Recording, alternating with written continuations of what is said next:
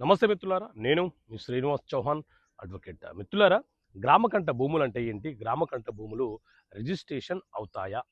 So మిత్రులారా, మన దేశంలో బ్రిటిష్ కాలంలో 1923లో boundaries survey and boundaries settlement act చట్టం ప్రకారంగా దేశంలో ఉన్న ప్రతి గ్రామాన్ని సర్వే నిర్వహించి ఆ గ్రామంలో ఎన్ని ఎకరాల భూమి ఉంది, ఆ భూమి అంతా ఏ ఏ రకానికి సంబంధించిన భూమి అంటే ప్రభుత్వ భూములు ఎన్ని ఎకరాలు ఉంది, పట్టా భూములు ఎన్ని ఎకరాలు ఉన్నాయి, అలాగే వక్ఫ్ బోర్డు దేవాలయ భూములు ఎన్ని ఎకరాలు ఉన్నాయి, ఆ మొత్తం గ్రామాన్ని సర్వే నిర్వహించి భూములకు సర్వే నెంబర్లు కేటాయించినారు.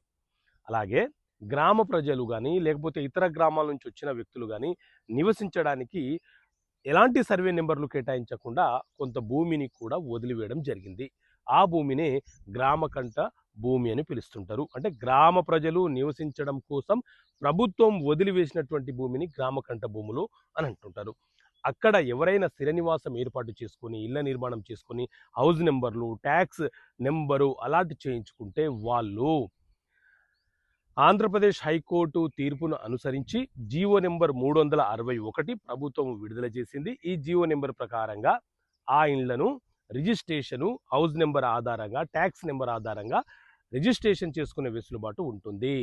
సాగడపు విజయ వర్సెస్ ఉమ్మడి ఆంధ్రప్రదేశ్ హైకోర్టు ఇచ్చినటువంటి తీర్పు ఇది. ఈ తీర్పును అనుసరించే ఈరోజు గ్రామకంఠ భూములన్నీ కూడా రిజిస్ట్రేషన్ అవుతున్నాయి. ఓకే మిత్రులారా, థ్యాంక్ యూ.